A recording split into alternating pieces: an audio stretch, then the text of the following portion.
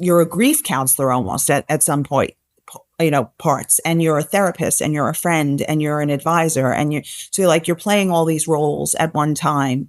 And I feel my clients that I go through this with, it's almost like we're trauma bonded because we just went through this horrible life event, which is why they're never leaving me and why I have such high retention because of what I go through with my clients. The Heart of Advice. It's personal. It's pragmatic. Here on the eMoney Heart of Advice podcast, we explore how to navigate both sides to help you take your financial planning practice to the next level. Join us as we speak with financial professionals to learn how they deepen relationships and improve client outcomes.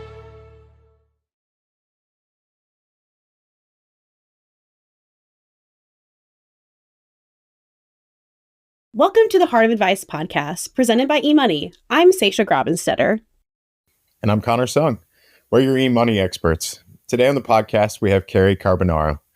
Cary is a certified financial planner, a CFP board ambassador, a best-selling author of The Money Queen's Guide for Women Who Want to Build Wealth and Banish Fear, and upcoming book, Women and Wealth, a playbook to empower clients and unlock their fortune. She's named among Investopedia's top 100 financial advisors multiple times. She's appeared on Fox and Friends, The Today Show, CNN, CNBC, NPR, and she is a financial professional with over 25 years of experience. First off, Cary, thank you so much for joining us. Thank you for having me. Happy to be here. First off, could you just walk us through your career a little bit? How did you end up where you're at today? Sure. Well, I always knew that I wanted to help women with money. It's interesting. There's a book called The One Thing where you go back on your life and you look at the threads. And I've always wanted to help women. I didn't even know that it was a profession, really, when I first started. I grew up, my dad was a banker at JP Chase, and I was his oldest daughter, and we bonded over money instead of sports. So he used to take me to Take Your Daughter to Work Day before there was a Take Your Daughter to Work Day. So I knew everything about financial literacy and banking and things that like girls don't normally learn growing up. We went to foreclosure auctions, straight talk with the Dolans, which is really going back. They were like a couple in the 80s that used to do like financial literacy talks. They were married. And so we did all these great things together. And so when I was even in high school and college, I started a sorority for women to make them feel safe, at my college. This was late 80s, early 90s. I helped my girls with budgets and finding spending money in their budgets when I was in college, just because I thought it was easy and fun. And then when I got out of college, my first job was at JP Chase. And I didn't really know that CFP was a profession because it was so young. And I didn't know that I could actually get paid to give people financial advice. It was the most incredible thing when I found out I could do it. And this was like a real thing. And then I got my CFP, and then I worked first in the banking industry, and then I decided to go out on my own, and pretty much the rest is history. And I've always focused on women in my practice because women need more help than men, because they have a lot of strikes against women. Women have a lot of strikes against them, like the pay wage gap, the wealth gap, the longevity, the lack of confidence, the a little bit more conservative, and the fact that all of this happens to women and they don't usually get a financial planner until something terrible happens, like a death, a divorce, a disability, a job loss. So women don't just when the rain is not out and it's a sunny day, they don't wake up and say, I'm going to go hire a financial planner. So I want women to just be on a sunny day and wake up and say, I'm going to hire a financial planner. And when it's not a terrible situation. And so anyway, I always knew that I wanted to help women, and I can translate these complex topics into things that women understand. And I do it with empathy, and women seem to respond to it. So I know I'm doing the right thing. It's my life's work. Very long answer. It is a lifetime. No, it's wonderful. It's a lifetime of financial education, literacy, and advice. It's awesome. I mean, I'll just say that we have a lot of similarities. I started out in banking. I was a bank teller. My dad was very much like, you're an independent woman, Seisha. You're going to go be a banker. And I was like, I don't know. And then obviously landed up here at eMoney doing what I do now. But I was listening to you actually on another podcast, and you've spoken about the importance of making financial planning more inclusive for women, which obviously you just talked to us about. But I want to know about what shifts you've seen in the industry and what more needs to happen to kind of ensure that lasting change, both for firms and for those of us who have male allies. So some key insights would be wonderful to hear for our listeners. Well, I mean, let's talk about the wealth shift and the wave that's coming, right? So that is really the basis for my book that's coming out.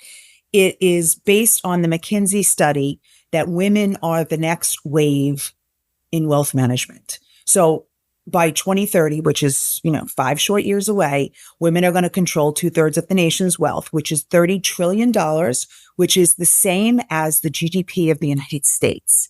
And Cerulli just came out, which is even more recent. If you go out a little bit further to 2048, it's going to be 54 trillion. So T with a T.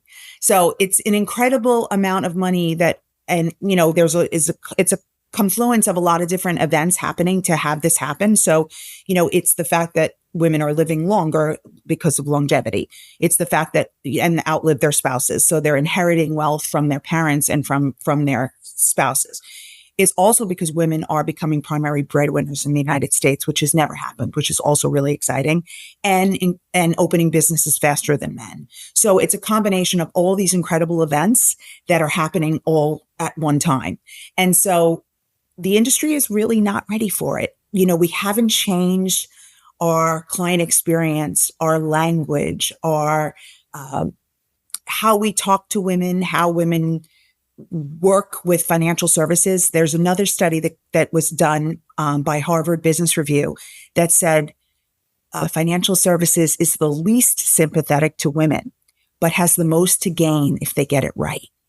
So I hope that people really decide to do, my book is packed with hundreds of action items to make your practice female friendly and to change things and to change the client experience for women and uncover unconscious bias and blind spots that you don't know what you don't know. And it's okay because, it was set up, this industry was set up by men for men. And it's okay because that's who the clients were.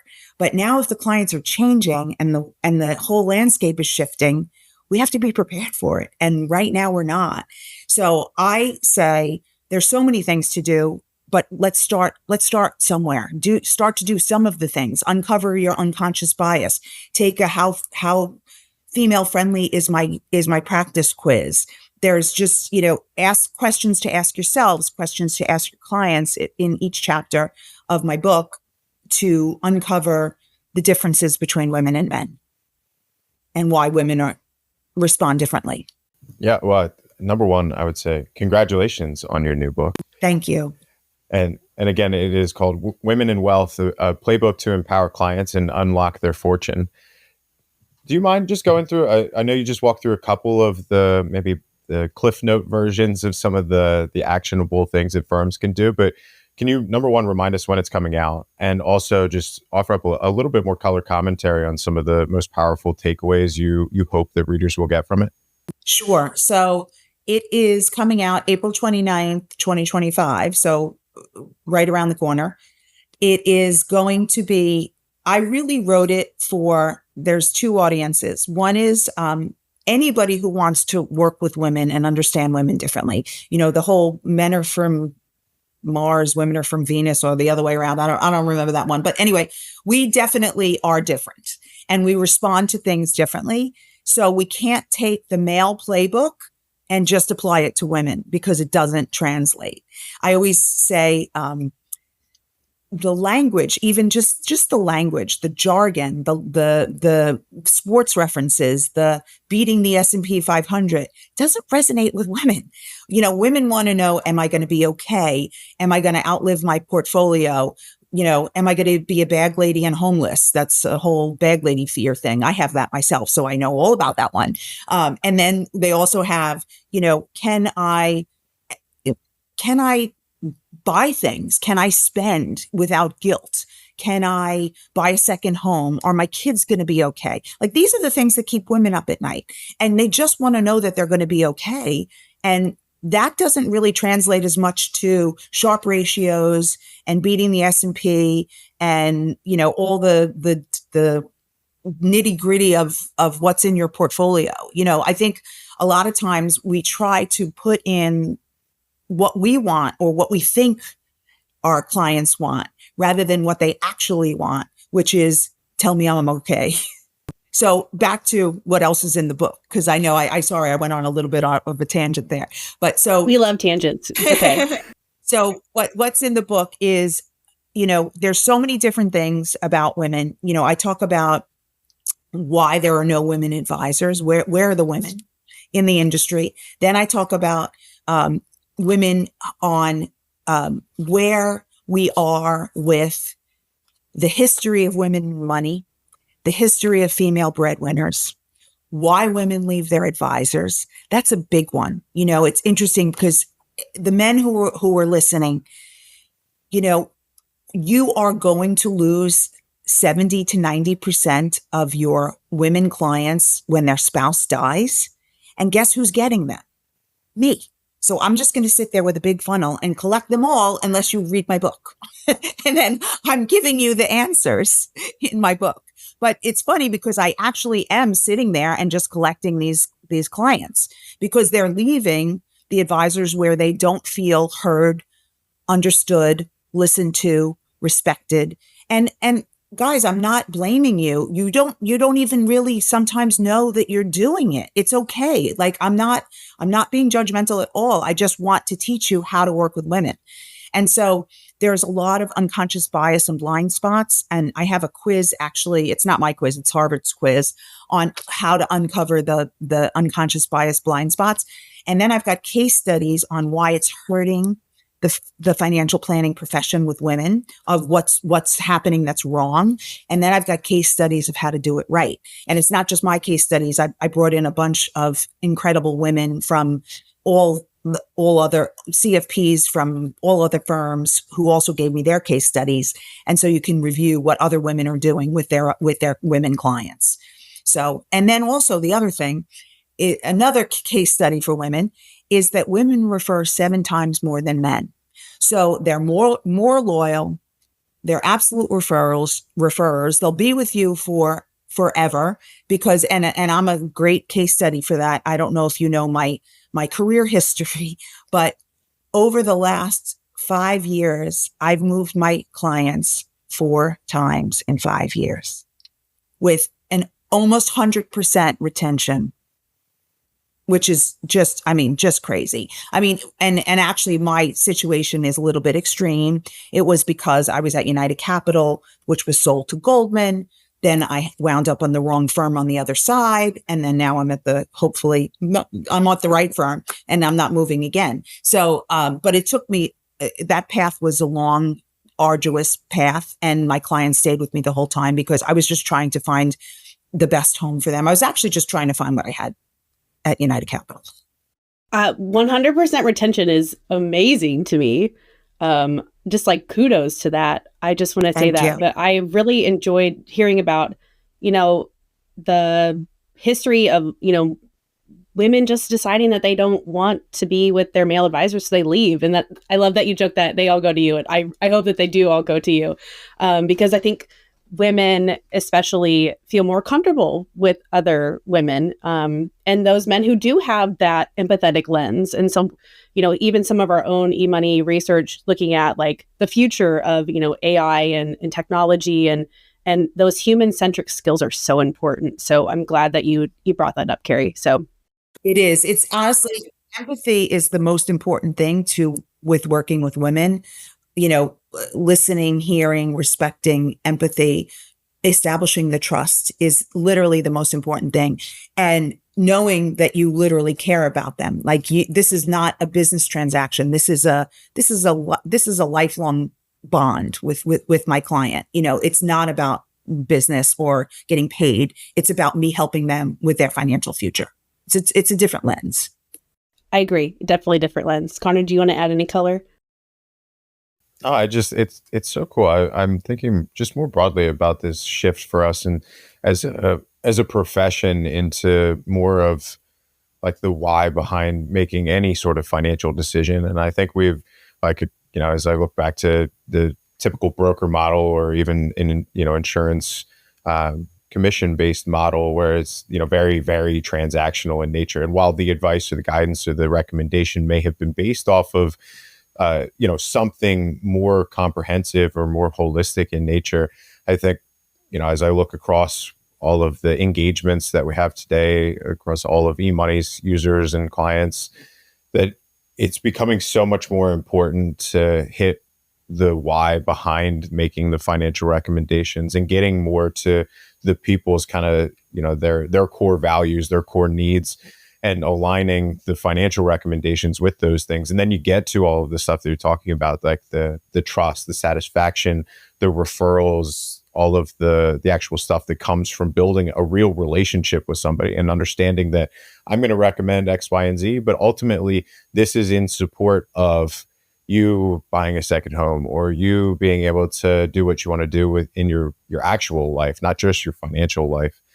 And then I think about, the way that I was trained for the CFP, for some of the investment courses, where, the most important pieces are your alpha, and, being able to describe risk and return, and sitting down and having that conversation with somebody and telling them about all of these percentiles and, different distribution models. It like, as it should, go right over people's heads. His eyes glaze over. Well, you know what else is interesting? What you were talking about is that when I was at United Capital, we had a very female-friendly client experience because we used a lot of behavioral finance tools.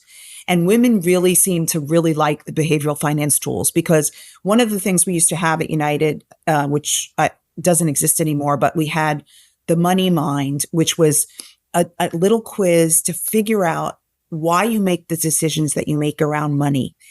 Using your literally, it's what your subconscious does on every decision you make around money.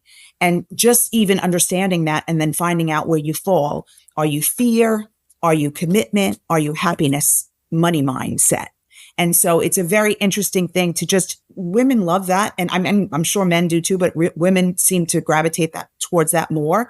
And then you were also talking about the values piece with women. I have a lot of clients that are really interested in the ESG, because they really want to put their money where their mouth is, and they really want to tie their values to their investment choices.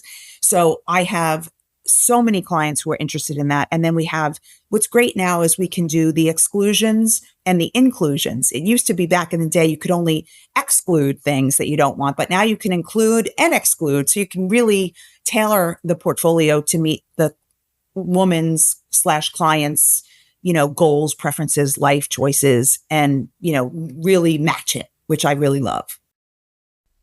I love all the things that you've said about kind of just making sure that we have that empathy and that trust building. And that's where my heart lives. Connor knows that. Talk about empathy a lot in our team calls and how important it is. So I appreciate you bringing that up. I do want to switch gears really quickly, because I do know that you were able to kind of help us with some quotes in our Candid Conversations Suddenly Single ebook. And that ebook really highlights, losing a spouse, whether it's through death or divorce. And it creates, as you know, immense stress, particularly for women who often face that unique financial challenge and emotional challenge during those transitions. Those life transitions are very difficult. Of course, we also can talk about gray divorces, which have reached a record high level in the United States, with approximately 36% of divorces now occurring among those ages 50 and older. So when you're working with women navigating these specific life changes, talking about death or divorce, how do you help them regain that financial confidence and stability? Well, so it's interesting because this is a big part of my practice, obviously. And it's interesting. The other thing that I think our profession only looks at women as divorced or widowed. Yet we have a whole circle of life, of other life events that women have. And so that's another whole story, but that's also in my book, because I talk about, it's not just divorced and widowed. It's so many different, I have 8 different choices of life cycles of women. But let's talk about the ones that everybody talks about, which is, divorce and widowhood, because those are the ones that are actual life transitions where money is moving. Now, money is moving in some of these other ones, but still, these are the ones that we talk about. So how do we get these women back on track? Well, my ultimate goal is for them to come to me before this happens. So, but if they don't, I'm dealing with it now when it happens. And so it's such an emotionally stressful time because money is so emotionally, people are so emotionally tied to their money. And so there's so much that's wrapped up with that. I had a client whose husband died and she had a very expensive house. And this house was killing her financial plan. And she could not let go of it because it was their house together.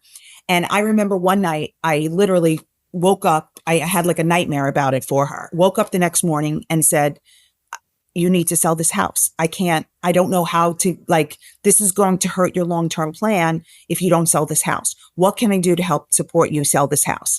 And she was like, I think I need somebody to help me clear the house out. And so I got her that. And then, anyway, she's finally sold the house, but it took a long time and a lot of counseling with her and also talking to her kids about it, her daughters.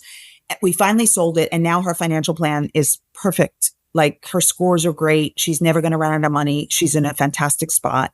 But if she's kept that house, it would have been devastating. And it was the emotional tie to that house that was stopping her from selling that house. So, there's a lot of layers to this. It's like peeling an onion when you're dealing with a widow or a divorce. And I went through the worst divorce in history. So I can really, really help on that. Because I'm oh, mine was so much worse. I can go through all the stories with them and all the war stories and tell them it's going to be sunny and beautiful on the other side. Now, unfortunately, I have not been a widow yet. Hopefully I will not be a widow, but likelihood is I will. And so I will, I know, right? So on the other side of that, I lost my dad, so I can be there with them on losing the most important man in my life other than my husband. And so I go through that with them. So I can help them get through and process and get to the other side. And, there's a lot of grief in the middle. There's a lot. I mean, you're a counselor, you're a grief counselor almost at some point, parts, and you're a therapist and you're a friend and you're an advisor and you're playing all these roles at one time. And I feel my clients that I go through this with, it's almost like we're trauma bonded because we just went through this horrible life event, which is why they're never leaving me and why I have such high retention because of what I go through with my clients. Now, is it more work? It's a ton of work. It's emotional for me, emotional for them. It's so much more work. I don't know if most people are interested in doing this work because it is so much more work and so much more difficult, but it's so much more rewarding over time and in the end. And you get to help so much more. I really do appreciate that empathetic lens, just saying, hey, I've been through the trenches. I understand what this is like, and really being able to hold that perspective and be able to share it with them. I think that's really beautiful. So thank you. And being willing to, you talked about how much additional work it is. And I'm sure from a time standpoint, from an emotional standpoint and effort, you're investing a lot in your clients as well. And I think it's a testament to, I think, your ultimate desire of just helping people feel more safe, as you talked about opening your sorority. But the financial safety, the emotional safety, the personal safety, it's really cool. And honestly, I totally agree that there are a lot of financial professionals that probably aren't interested in getting to that level with their clients. But at the end of the day, if they have a good financial relationship and they're sending people on the right path, then I think that's great. People are still getting decent education, decent advice and recommendations, but those are, they don't have as sticky of clients. Their retention rate is not going to be the same as yours. So it definitely will show in the relationships that you've built, not just the client advisor relationships, but I think the personal relationships that you're clearly investing your own time and energy into. Well, I want to pivot a little bit. Uh, we mentioned at the top of the podcast that you are a CFP board ambassador. Can you just talk a little bit about what that role entails, some of the stuff that you're doing with them, and ultimately how you're looking at helping the next generation of financial planners, especially the women, build successful careers in our industry? Sure. So I have been a CFP board ambassador for over a decade, so an incredibly long time. And I get to represent the profession in the media with the press on women in money topics because that's my specialty. I also just got back from our first CFP board trip, international global mission trip. And so we went to Argentina and met with their country leaders to understand the economy and what's going on with their country. And it was absolutely incredible. We were also hosted by the US Embassy. It was a trip of a lifetime. And I was so fortunate to have been invited to be part of the delegation for that trip. And I also got to meet the woman who's in charge of financial literacy for women in Argentina. Her name is Sabrina Castilli, and I'm hopefully going to be collaborating with her internationally. So I'm really excited about that. But I love this Power of Women Summit. I love that we're really focusing on putting women together in the same room to kind of fix this issue and continue to push it forward. So, well, it's such a big issue that nobody has the answers. That's the thing, is we have to collaborate and we have to put our heads together because not one person can do this. It's like pushing a boulder up a hill and having it roll back on you. And there's so many issues that are preventing it from moving forward, and nobody has the answers. That's the problem. If I had them, I would already give them to you. I wrote about it in my book, and I said, this is a collaborative effort. We need to all come together on this. It's so cool. You have so many discussions, like conversations and roles that you play, both as an advisor and as a advocate. And I just commend you on spending all of your time. It sounds like since very early on in your life, you stumbled kind of your way to here, and you've spent a lot of time and effort in ensuring that those that may be in similar shoes to where you were know that there's opportunities out there for them to feel passionate about what they do in a space that they love and helping clients that they're looking for. I do just want to, of all of the conversations, the people that you engage with, if you had to bubble up to, I'll give you 1 to 3, but if there was 1 to 3 of like the most important financial topics that you're talking about right now, what would the 1 to 3 be? Or just in general, on the advocacy role or on the client role? Just in general. Okay, that's hard then because I have so many. Well, for me, my number one topic is let's change this industry and make it more female friendly. That's one of my most important topics in the industry, in my advocacy role.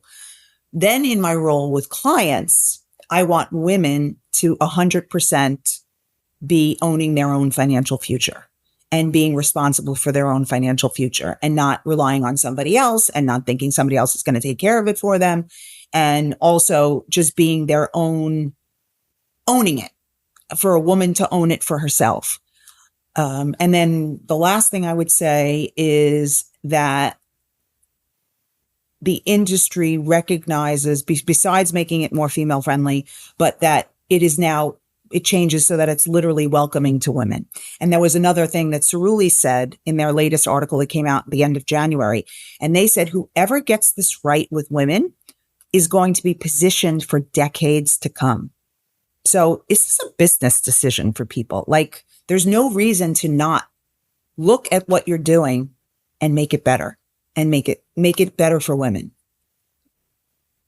That leads me to my next off the cuff question here, which is for those firms, individual advisors, enterprises that are interested in becoming that successful group that becomes more attractive, more inviting, more open, more welcoming to women clients, what is the first thing that you would recommend that they do? Read my book. Nice. That's an easy one. That was a softball. It's perfect. Love it.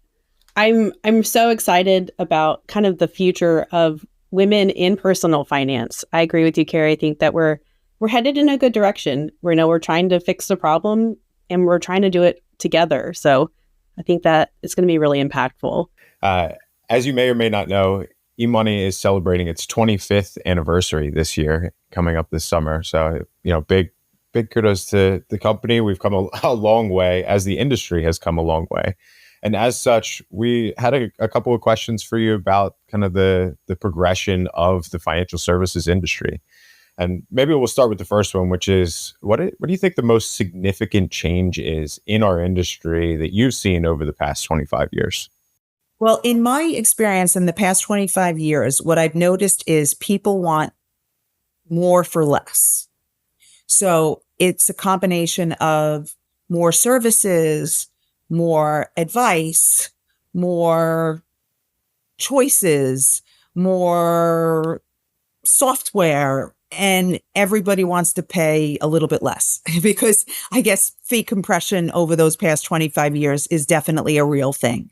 So I believe we have to work smarter and use technology and leverage technology to be able to offer these additional services for less money. That's been my experience over the past 25 years. Definitely work smarter, not harder. And looking at, those software pieces. But the other question we have for you is, what solutions would you like to see from the industry coming in the next 25 years? So the future.